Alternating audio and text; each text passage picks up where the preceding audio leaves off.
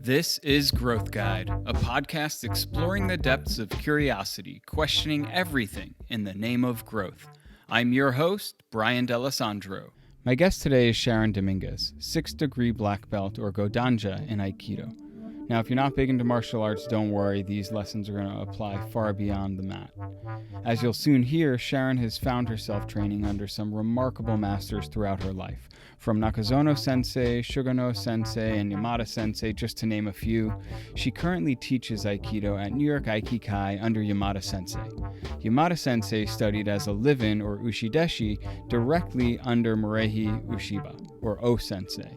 Now, he's the founder of Aikido, so it doesn't get much richer than that. Aikido is a defensive martial art that teaches us how to diffuse a situation with minimal harm caused to an opponent. Ōsensei is quoted saying, "To injure an opponent is to injure yourself. To control aggression without inflicting injury is the art of peace." This sentiment accurately sums up how Aikido is a meditation or even therapy for all areas of life. Now, I've had the privilege of training and practicing with Sharon and can only say that she is fierce, deeply connected to greater spirit, and an absolute blast to be around. Sharon is the U.S. rep for the International Aikido Federation's Working Group on Gender. Sharon is also a healer, practicing many modalities, including Kototama. Don't worry if you haven't heard of it. I hadn't either, but I've fallen in love with the practice and I'm so excited to share it with you today. Kototama uses ancient sacred sounds to affect dis-ease in the body, mind, and spirit. This Japanese practice believes that mystical powers dwell in words and names. And as if this wasn't enough, Sharon is also a reverend, having married many couples throughout her years. Today we're going to jump right in, so buckle up. Let's go. Hello, Sharon. So good to see you, as always. Nice to see you, Brian. How's it going? It's going well. I'm really glad to have you here and to dive into so many topics with you. Your connection and passion with the Japanese arts, from Aikido to Kototama. I want to touch on your work as a reverend. But let's start with what initially attracted you to the Japanese arts, or how did you find them? Did they find you? No, I think it was mutual. It started when I was really young. I saw a flyer. It was not for anything Japanese. It was actually for a yoga class, and I remember I was in second grade, and I was on West End Avenue on the Upper West Side, and I was just intrigued by. I think it was Swami Muktananda on 86th Street. And I was just drawn to it. And I remember, I'm going to fast forward to being in sixth grade and finding a book of herbs on the street. And I picked it up. I still have that book. I guess it's kind of gross that I picked it up from the street. But anyway. That's New York. Right? And it taught me about belladonna and damiana and all these herbs that I never heard of. I was so young, and I just came from such a Western background that not all these are Western herbs, but that I never thought that there was another way to heal. And I actually grew up with a lot of digestive issues. And I always had stomach aches, and it was just, you ask a healer why they went into medicine, and you'll probably hear a lot of people say that they were sick themselves. I met a healer who was doing a lot of homeopathy, but he was doing muscle testing on meridians to see what foods were healthy for me and which were creating more imbalance, and consequently what supplements would be useful for me. And it just sort of blew my mind. At the time, I was a music major, and I just never really envisioned a life outside of music. But I met a teacher at the same time, within a week, who was had a practice in natural medicine. His name was Masahiro M. Nakazono, and he was also a teacher of Nakazono of Kodotama principle. And I actually met him under those auspices. He was teaching a class on sound. I consequently moved to Italy, but I came back a year later and took a workshop from his son, and it was like the world of Eastern medicine opened up to me, and I was at a crossroads whether to go back to Italy, get my master's in music, or start studying from him in a small class that he was opening up, very exclusive. And I, as a Tina Fey would say, I had to go to there. I just, it just called me. It was like speaking a new language, like someone I never knew about the laws of nature. And Kotatama, talk about a whole other language. I mean, I just learned about it from you pretty recently, and I've been practicing with it, and wow, is it powerful. Can you just give an overview of what Kotatama is? Yes. So the Kodotama are a series of 50 sounds that, according to this Shinto sect, make up the entire vibration of our existence. They are, you could call them frequencies, you can call them vibrations that connect to, these are the vibrations in the universe. There are different orders in the way we practice. One is the Kanagi order, which is the material physical existence, and I'll just show you the vowel sounds are I, U, E, O. Then there's the Sugaso, which is the spiritual, which is our spirit world and that we can't see, and that's A, O, U, E, I.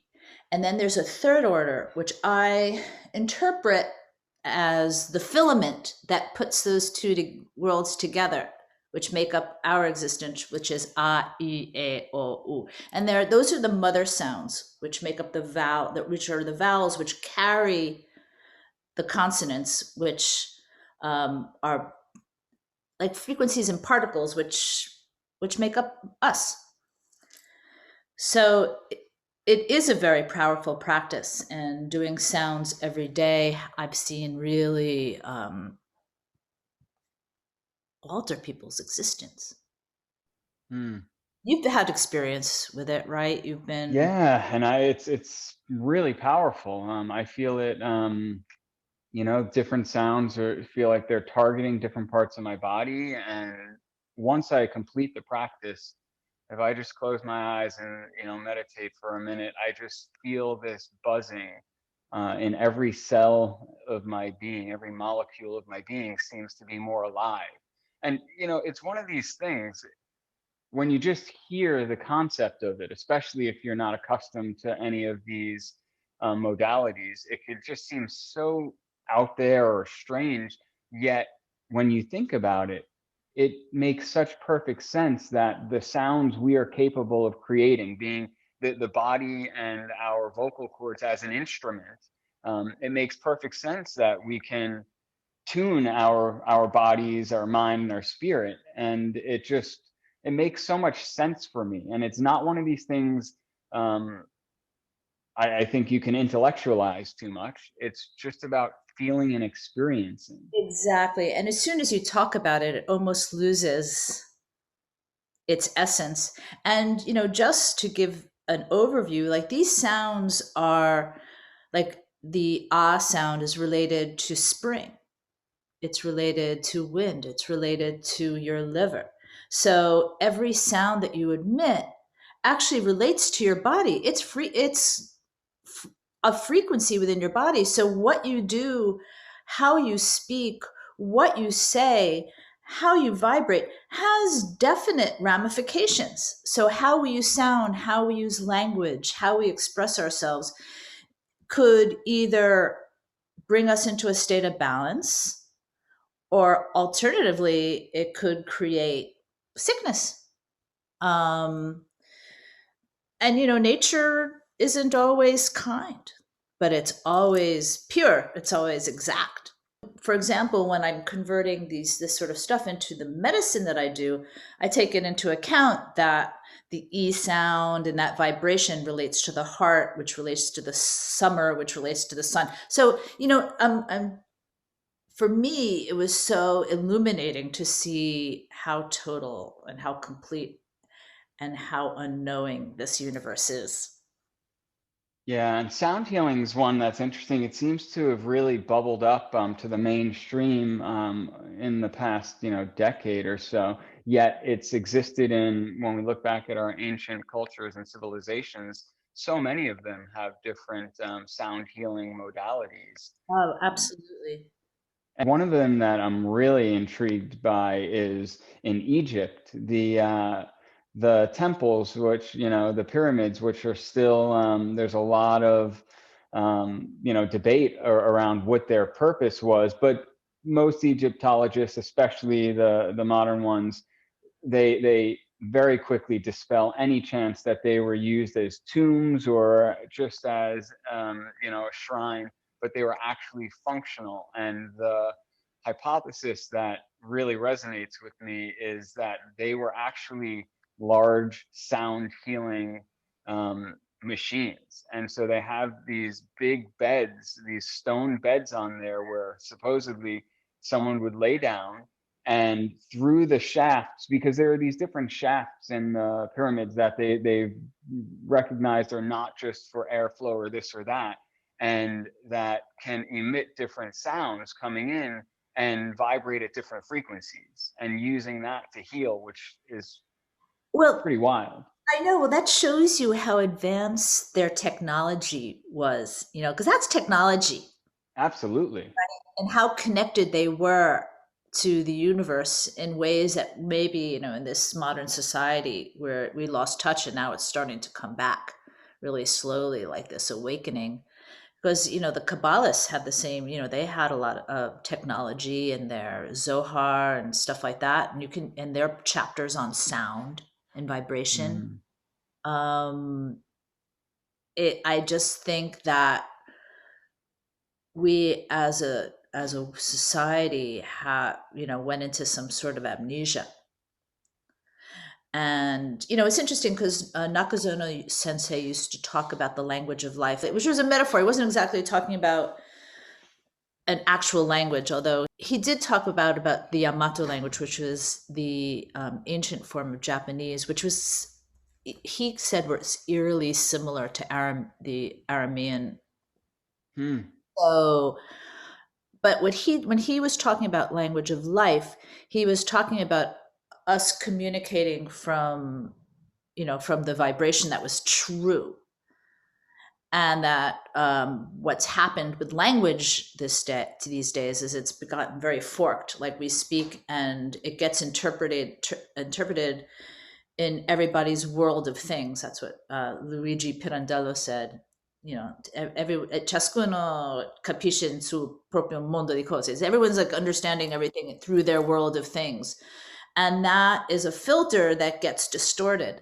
And that is like, so the parts that I think that the Kodatama practice gets back is it gets back us into that real connection to sound, speaking, you know, from our, from our total selves. Yeah, and it's free of all that baggage. Words are interesting when you look at them as containers or vessels. They carry meaning, but they also carry a lot of context from the time, from the culture, the geography, and even trauma at times. And so Oh, um, not even. it's right, always, right? Yeah. They're so subjective and contextual. And now when you add on our modern day technology where we're using words through formats like email or texting, they can be even more confused. And then you add on top of it the use of them to try to get a response such as a like or a view. Yeah. And man, then it's totally co-opted. So Well, the purity yeah. of these sounds is really, really powerful. Well, we're starting to lose nuance. We are starting to become very Pavlovian. Mm. Like, that ding, ding, someone dinged me.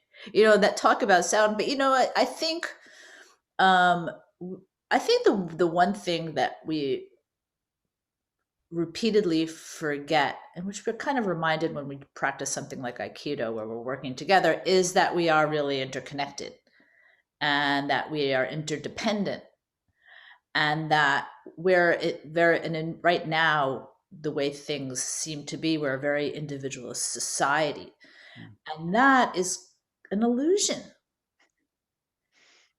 I was thinking, that she's a professor of psychology at Yale, Laurie Santos. She teaches Mm. a class on happiness, psychology of Mm-hmm. happiness. And I went to see her lecture. And she said something very interesting. She says, our conscious mind stays connected to things no matter what. And so she was talking largely about smartphones. You were talking about our addiction. This is sort of, we're so keyed into our smartphones. We're so addicted that it could be Mm-hmm. 5 rooms away, but our consciousness is connected to it. It doesn't know how to disconnect. And I contend that that's how we are with people, that we are actually we have these conscious connections with them, even when we're not thinking about them. I mean, Yeah, that's why somebody calls you when you're thinking about them, or these things happen where it's like, oh, what a coincidence. Well, is it just a coincidence, or is there this yeah, unseen tether?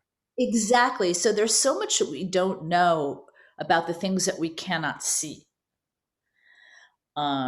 And she was talking disparagingly about our connection to smartphones. Obviously,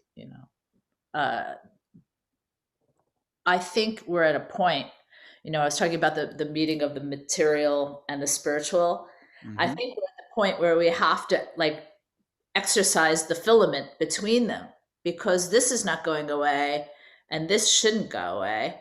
You know what I mean? It needs to be reawakened, yeah. And the beauty is we've leaned so heavily on science and empirical data for so long, we've lost touch with intuition, but we now see the quantum science and that realm of studies coming about. Like, did you ever hear the experiment where they were um, they were taking shrimp and um, dropping them in or bring them closer to like boiling hot water, and as they got closer, frequencies were going haywire.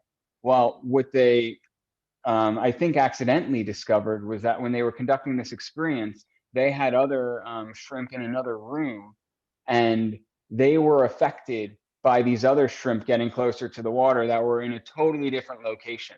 And so they started playing deeper with this study and learned that time and space did not constrain it. They could be in a completely different area. And then they have these other tests, these random switching devices where they're basically a virtual coin toss, and they monitor these. They have them set up in different places around the world, and they monitor them against events that are unfolding.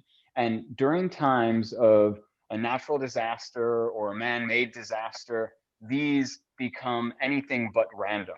They start seeing these patterns. So like when 9/11 happened, or when the tsunami, hit in Japan, like all of these things are getting recorded, and we're seeing, wait, there's something going on here. And while we haven't been able to understand it, we can acknowledge that it's happening. Right. Hence the interconnectedness between all life, all matter. We're all matter. We're all the same. It's just we have carry vessels that carry the same energy. And the same materials and compounds. We all, that's the whole thing. And when you think about the Big Bang and the start of the universe, we are currently the latest expression of that. And we are still tethered back to that point. Yes, exactly. We're creation. We're creation.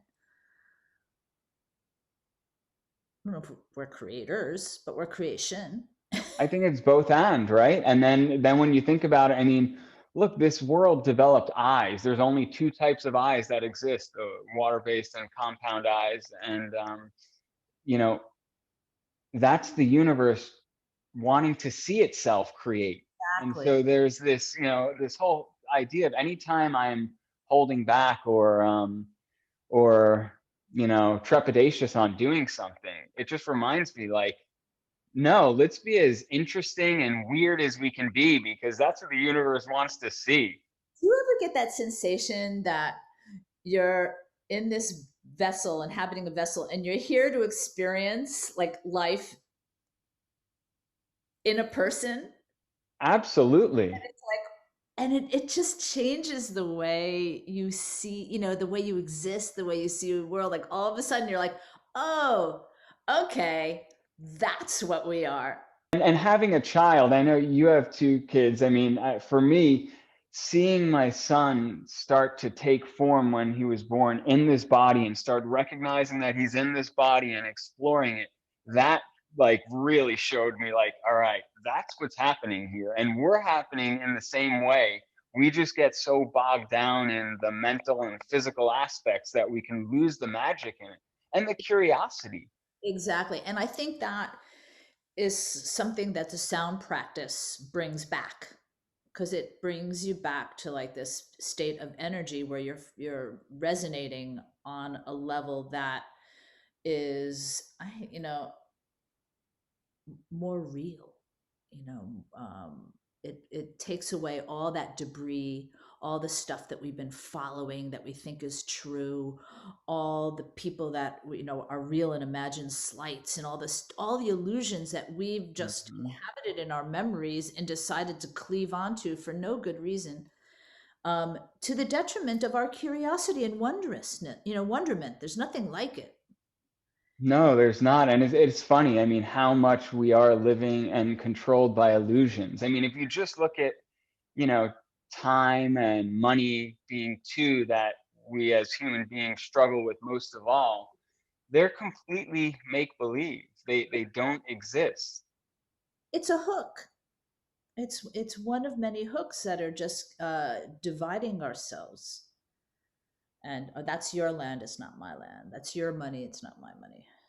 And you speak to anybody who is getting closer to, death, to transitioning, and those things don't mean anything anymore. They're irrelevant, or the person is struggling with the idea of not being able to take them with them, Right, right? And that's a whole other level of torment. right. I mean, the truth is that this physical stuff is, it's temporary. It's also vibrating. Does like, Sugano Sensei used to talk about how everything is a living, breathing entity. The earth itself is a living, breathing entity. This everything that we're Hmm. it just changes your perspective. How It does, and I did an episode with astronaut Ron Garan, and he spoke about this orbital perspective, this experience of being in outer space and looking back at the planet and just feeling it and seeing it to be a living organism that is so alive. And one of the concepts he touched on is not being from planet Earth, but of planet Earth. Back to that oneness. We are all a part of this organism, and it's once we tap into that, it's so much more connected. It is. I call us hair follicles on top of a living breathe. Like we're just like hair follicles, we're like this and walking around our day. We're moving, but Yep. And sometimes you get plucked, sometimes you get trimmed, and it's all part of it. it's true. But I when we when I'm treating people, um, I feel I think about the roots of their body still going down towards the ground. I mean, we're life energy. We're electromagnetism. We're expansion and contraction. Our bodies are doing that all the time. We're tethered to the center of the earth and going up, and we're tethered to the, we're that's the part of creation. We're just connected from the center of the earth up until the point of creation, and that's who we are. I'm fascinated by the notion that, because we can go into that deep ethereal and spiritual realm, but the reality is we are here in human form for a reason. And so I'm really fascinated by a lot of the modalities that help us feel deeper into this human form, but also to connect with others. And Aikido, for me, has been one of those practices that did that so well. I didn't plan it this way, but my progression went from, first discovering my breath and connecting with my breath, then into a seated meditation. Then I took seated meditation into a yoga practice where it was putting it into physical motion, but still internally. Then, when I was introduced to Aikido, it put into action where you're connecting that with another human being. And the power of connecting with that physically, and especially through a martial art, is so, so deep and powerful. It's really hard to articulate. It really is. And I'll never forget the sensation of feeling my connection from my center, which is 3 inches below the belly button, to another person's center, and what that meant for my existence. Mm. Like I understood, you're hooked up, but then there's the other person who you're hooking up through center to center. Like everything's moving. That these are energy centers that are interrelating with each other. And then so they're the three prongs. There's yourself, another person, and then the collective. And how, when you teach Aikido, you get to see what's happening. It's fascinating because you get to see what's happening in the like in partners, but you get to also feel how every partner, every person is affecting the collective. Mm. I learned so much about life from every angle, whether I'm a beginner trying to figure out how to connect, because you in the beginning you're in your head, you don't know, you're just trying to figure out where to put your feet. And then once you start to learn how to generate energy and realize that you cannot change another person, you can't make another person move if they don't want to, but what you can do is connect and keep moving, and they have the same willingness to relate to you on that level. Does that make any sense? It does. I've experienced it in Aikido. And look, when I started Aikido, I was so discombobulated. Like my head would go one way, my arms another way, and I wasn't connected to any of it. But when I started to experience that connection, um, yeah, you enter into someone else's flow. And that's how you can't change someone, but that energy can pull you along with it. And it transforms. And Yeah. so it might be against your will, or it might be because you're choosing, but you got to go with the flow. Exactly. Something compels you to go where the energy is moving. And it's it's funny how it makes your brain not just benign, but harmonious. It's such a bizarre thing, Sharon, because if you and a lot of people that practice martial arts, especially more of the young martial arts that are about fighting and Power. um, yeah, more in an aggressive form. When Yeah. they see it, they're like, "Oh, that's bullshit. Why wouldn't the person just let go?" And what Yeah. you don't realize is if you're grabbing onto someone and they're moving and they're in this flow, you cannot disconnect from it. It's hard to communicate, but But say it the again. right. And what I say to those, first of all, I think that the martial arts that are propagating today are fine, but they're very symbolic of what's going on in society, which is that people want power and people want to win. So that is the way that they are. That's their viewpoint. That's their narrative. The truth is, Aikido is the art of not fighting. Mm. So why would Aikido even compete in that kind of a? First of all, it's supposed to be non-competitive, so it's not even supposed to compete with the efficacy of other martial arts. It's a standalone study that teaches us to not fight. Hmm. And when I went into Aikido, I loved fighting. I was young. I was in my early to mid 20s. All I wanted to do was beat the crap out of guys. And I thought that that was okay. And it was, but um, eventually in order for me to evolve, and it wasn't that hard to do, I realized that I could do so much more and get so much out of it by harmonizing.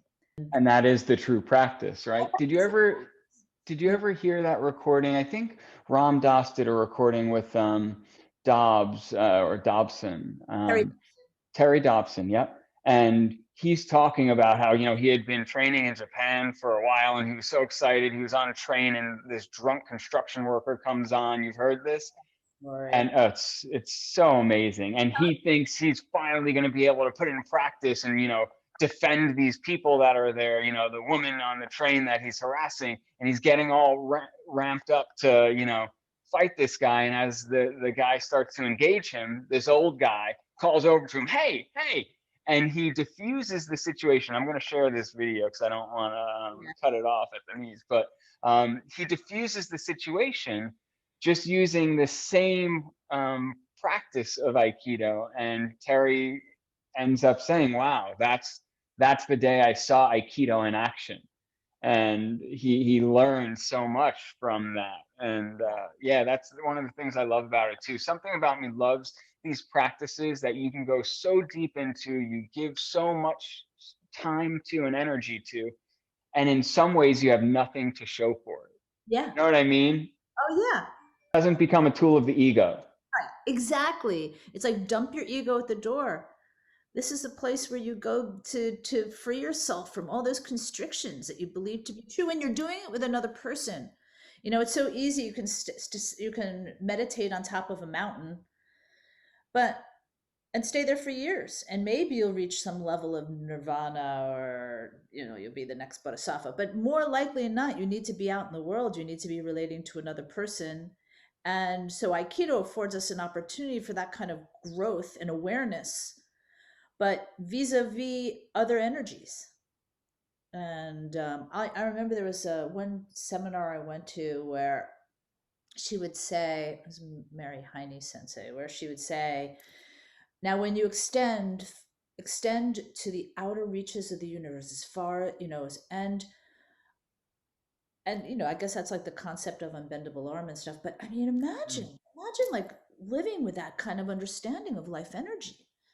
We could accept it in like simple terms, like, in baseball, you're taught like, all right, if you're running to first base, like, or, if track and field, like, don't stop like right at the finish line, run Right. through it.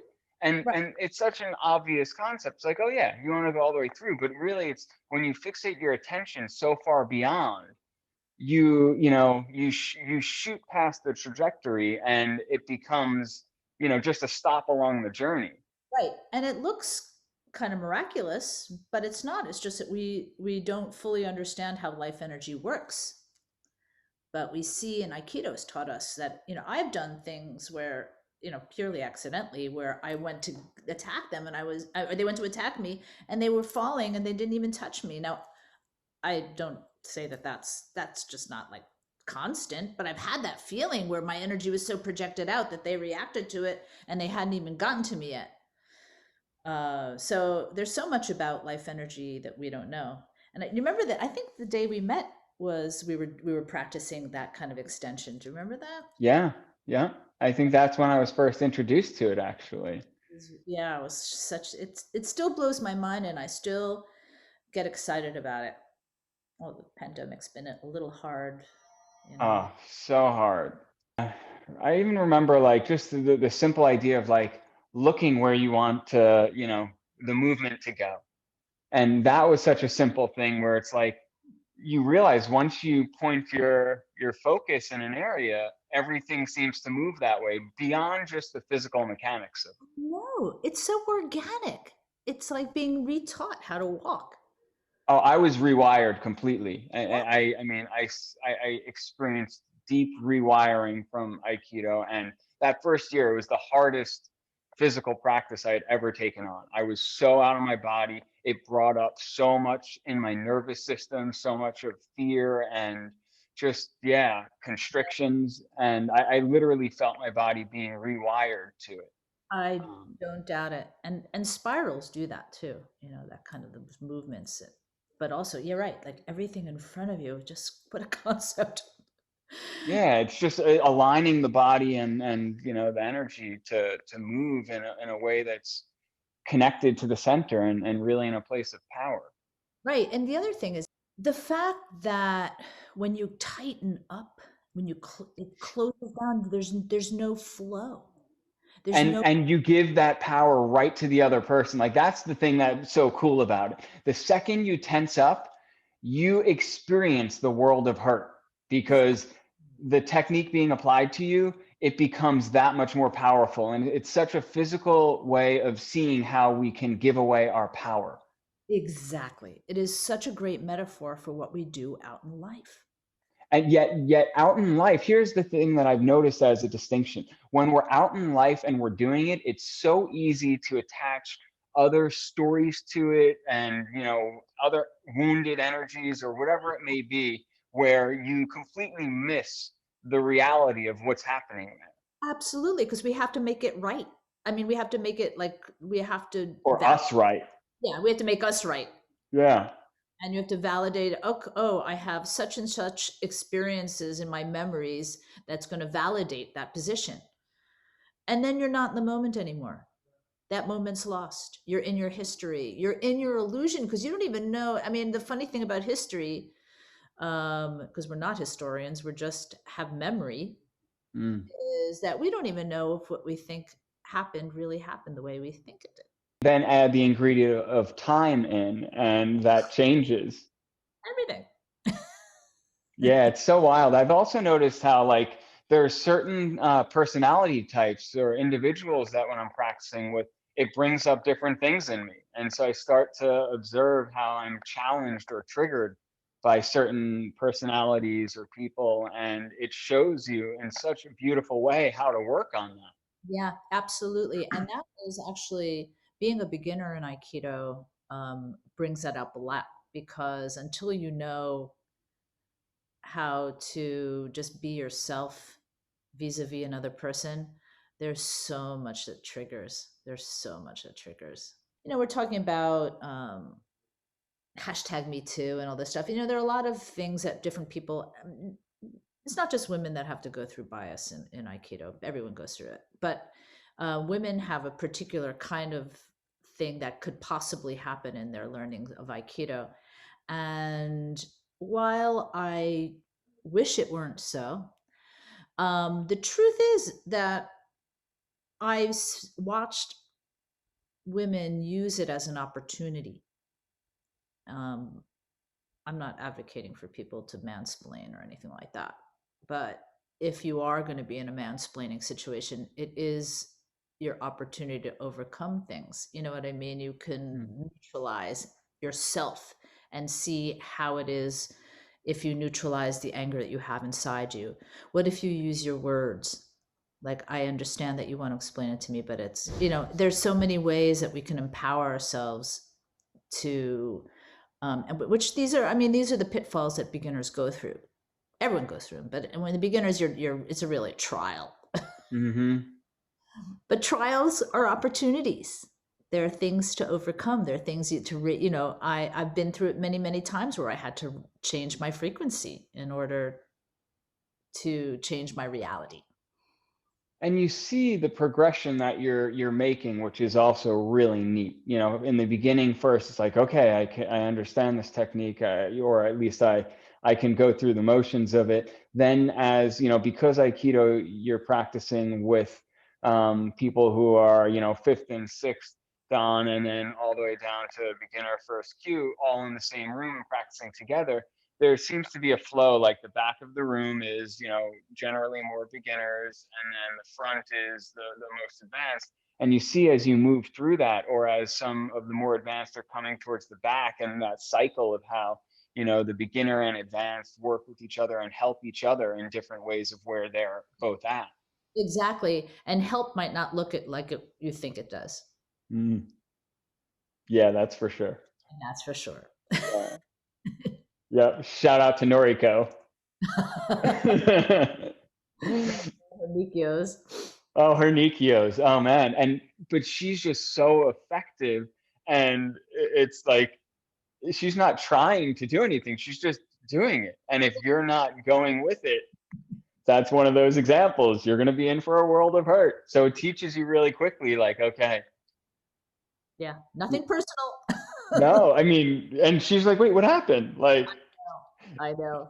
amazing. But yeah, there's so many of those moments I've had and experiences, and then also just the lessons that could apply. I remember Steve Pimsler, and he gave me this gift of a sequence that I had completely wrong. I had been like muscling through my life, like trying to overpower myself in situations or, a task or whatever it was. And what he gave me was first its position, then its technique, then power. And he didn't even realize like it was something he was giving me when he said it, but when he did, I just stopped and I was like, holy shit, I've had it like backwards all along. I would like, muscle my way into position and fake technique. And then when I got there, I'd be either so exhausted or I'd alienated whoever I was, there with. Nothing like the nuggets along the way, but it's so true that sometimes we speed up technique and we do the power first because there's so many reasons why we do that. One is that we want to be right and we want to get it and we want to overpower and we want to all these like unconscious desires.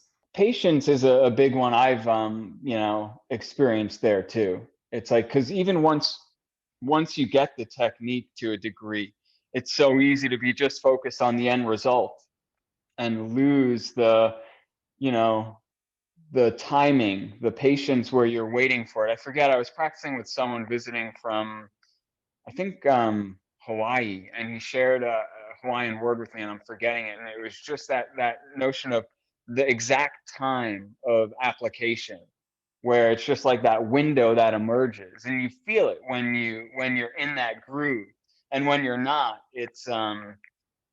I think we spoke about this. It's akin to watching someone play the violin with technical perfection, but they're not in the flow of that energy. And then you see someone who's in that flow, and it's not like you're thinking, oh, wow, that's great. You're just feeling it on every level of your being. Yeah. I mean, it's your spirit, it's your heart. It's that energy of, that's a different vibration. Right. So we're back to that. We're back to the sounds. There have been a couple of times when I've done Aikido with the Kogatama sounds too. That's been an interesting study. Just to feel what that feels like to have the different sounds and the different orders coordinating with your movements and your breath. Wow. Yeah. I can't wait to get back on the mat and play with that. One of the things you speak of is the spirit of Aikido and how that plays out off the mat and elsewhere. Can you talk to that a little bit? Well, I mean, I think of the dojo itself, the school, as a microcosm of what happens out in the world. So, such as whatever it is that you are there, that's you can take that and vibrate out in the world and using those tools. And just to that point, when you're in business, not even when you're in business, how many times, even with your son, that if you come up and you're trying to fight and you're trying to impose your will and you're trying to get somebody or get someone to change, can you come up with their resistance and meet their resistance? Does it even work? Well, and if it works, it's you can working is forcing them into submission. Yeah, I mean, get a transactional agreement there, but beyond that, it's gonna linger in a lot of ways. And I fail at that all the time, but I see anytime I use the two things that are best for me, play and humor, they diffuse the situation. I couldn't agree more. I'm a wedding, I'm a minister and a wedding official, and I put in the last paragraph of every wedding I do that you have to laugh. If you don't have humor, if you can't find a way not to take yourself and take life so seriously, if you want to diffuse all the things that you're not grateful for, find humor, find laugh, find the absurdity of it all. I mean, really, I can and play. You're absolutely right. Be curious, play. That's what's great about Aikido. It's a playground. It's an adult playground. We're all playing.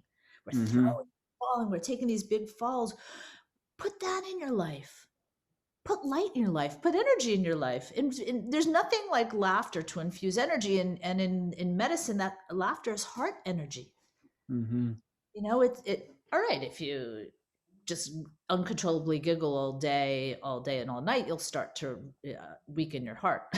But I mean, come on, we you know the virtue of heart energy is joy. Mm. Reminds me of the morning classes at New York Aikikai. James is there, all the time, and he always brings laughter into the room, He's the driest. and the way that it affects the whole room, like you see it and you feel it, and that shows how powerful it is. If you ever watched Douglas Firestone Sensei teach, humor is a big part of who he is, and he's naturally a very very funny guy, man, and that's his mastery. That's his mastery. I don't even, it is the energy of his class. I'm not saying that he isn't proficient and he doesn't teach well. He does both of those things. But there's something in an energetic that that changes your soul structure. It uplifts you. That's his thing. Mm-hmm. So cool. It One of is. the things I'm fascinated with on your journey is how you have seemed to have intersected with different masters at different points, and like how you found Aikido as well. Can you like share a bit about that, because I think it's so wild. Well, first of all, I got lucky. I got really lucky. I was at the right place at the right time. I met Nakazono Sensei in 1984, and by I it was like I said, he kind of opened up a world of language to me, a world to see things differently. And he was also, he was Kodatama. He had his natural medicine that he was teaching in New Mexico, and he was also an Aikido teacher, Aikido sensei. So um, he was like one size fits all. Who did Um, he study under for Aikido? Sensei. So he did, yeah. I mean, you've had numerous practitioners that studied directly with Ōsensei, and for everyone listening, Ōsensei is the creator of the Aikido practice. Yeah, yeah, yeah. He wasn't an uchideshi there because he was older. But he was a judo champion who went into World War II, and he was like in the jungles. He contracted malaria. He could never he would didn't go back to judo because it was just too much for his body. He started Aikido after the war. Mhm. And just for everyone, Uche Deshe is a live-in student at a dojo. Right, which is where the dojo where we train. Yamata Sensei was Unuchideshi at Hombu Dojo, which is the headquarters of Aikido in Tokyo. Nakazono's son came to New York and started teaching a bunch of us the medicine, and then over the umbrella of Nakazono, and then I spent time living with him and his wife in New Mexico. Kept as he changed the medicine. But then I was living in New York, and that's Nakazono's son was training at the New York Aikikai, as Mm. was my boyfriend at the time. So I joined eventually, and then then Sugano Sensei and Yamata Sensei became my senseis, and I was lucky, and Donovan, and I was lucky enough that I was single, and I had a car, and those three needed to get to seminars. So I sort of signed up, and I was taking the three of them to seminars for years, for years.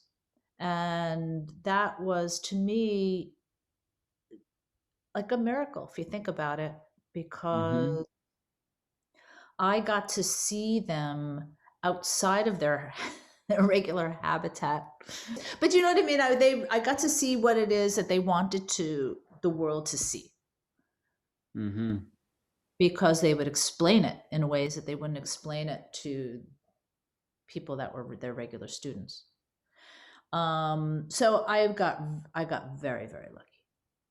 But that is, especially, you know, unique and a gift, because in New York Aikikai, I don't know. I mean, I've only visited other dojos and practiced for, a couple of times at most at them. So I can't really speak to, but at New York Aikikai, there seems to be a general theme of you don't talk too much about what's going on. It's more about having the students experience it. Would you say that's accurate? Absolutely. It's very old school, where you teach, but through example and through feel. And I have a great story about that. One time I was not teaching, I was training with someone who outranked me. In Aikido, we call it a senpai. And Hal Lehrman Sensei was teaching, and the person I was training with was doing it wrong. Was not seeing it, was doing it wrong. And I asked myself, do I want to, first of all, it's a breach of etiquette, but do I want to just make it easy and I just want to correct him? It'll be, and then I decided no. And you know what? He felt it. He felt, and he made the adjustment, and he made the change, and he saw what the teacher was doing, and he did it, and he owned it. It's his. It's powerful. That's a powerful way to learn. And a powerful way to teach. Yeah, exactly. And I do that with patients all the time. I see a behavior. What do they need from me? Do they need this authority figure to come against their pathology? Hmm. And so it's always a balancing. As a parent, you see kids through the years, you want to change. You're like, oh, I wish they didn't have that. But Yeah, and you want to step in and either do it for them or control the situation, which ultimately boils down to control, but it also robs them of the lesson. and the power that they made in making their own decisions. Mm. I have a patient that had a lot of, she had weight issues, and she didn't work out. She got very depressed, and she was always very symptomatic, especially around her period. She was just a mess. But I knew that how I expressed myself and what I said to her really made a difference. And she didn't need another moral authority doing this. So, we would talk sort of conceptually about things, tools that she could do. And then one day she just decided she was going to start changing. She started to remove some food from her body. She started drinking more water. Next thing you know, she and a couple of friends were started to go to the gym. And I'm thinking, what? I mean, this was knowing her. Sometimes with patients, I do have to give dietary thing like no dairy, because I know it's making you sick. But when I know that it's something like this, I knew that it had to come from her. Mm. And now she has the power of making that decision, owning it. And it wasn't to make anybody else happy. It was just because she really felt from the inside this is what she needed to do for herself. Yeah, it's powerful, especially in today's day and age where the dynamic so often is to just want someone to fix something for you, or you just want to fix something, for someone else. Yeah, And it forces you to sometimes just sit in the discomfort of it not being right and being okay with that. exactly. And that's really hard. It's like parenting in a nutshell. It is. Now sometimes I'm like, why did I go into this work? I'm making things so hard for myself. I just want to fix everybody. Just get better. Listen to me and you'll get better. Um, But so I've taken that into my Aikido teaching. And when I teach Aikido, I just make like one. I'll look for the one correction sometimes that they need, and it could just be like a light bulb, and then they could work on that. But and then you hear the one thing that puts everything into place for that moment in time, which is all there is. That's the other. Aikido is something that's in the moment. It's not performative. Every demonstration is not performative. It's showing. It's an example of how to move and what to do, but it's not. You're not doing this to make yourself look and feel good. That's why like Sugano Sensei didn't like to be videotaped, because everything was just there in the moment. He consequently, if you YouTube, if you like look him up on Google, YouTube, you don't find that many videos as you would other people, because he understood that Aikido is just movements in the moment. Yeah, and he was constantly evolving, constantly moving and evolving, and those moments were gone. So why do you want to put moments in history that don't exist anymore? Might not even be. So practice of just being in the present. Yeah. So he put his money where his mouth is. But now, you have Facebook and Instagram and everything proliferates, and you got 500,000 hits on your Ariminage that they've posted. But by the same token, it's like there's someone at the New York Aikikai that when we were training would tape the classes and put them on Facebook. And, I would get messages like, wow, I live in wherever and I don't have access to dojos, and I have go to a dojo that's small, but I can't get to seminars, and it means a lot to see videos. So, there's the other side. And the pandemic has shown us that too, just in having virtual classes. I mean, beforehand, you would think like virtual Aikido class, like it's an impossibility, but obviously it has its limitations, but it also presents something very unique. Yeah, you can still connect even if you're not touching. That's what we were talking about, Laurie Santos in the phone. It's the same thing. We still have our connection no matter how far away we are from one another.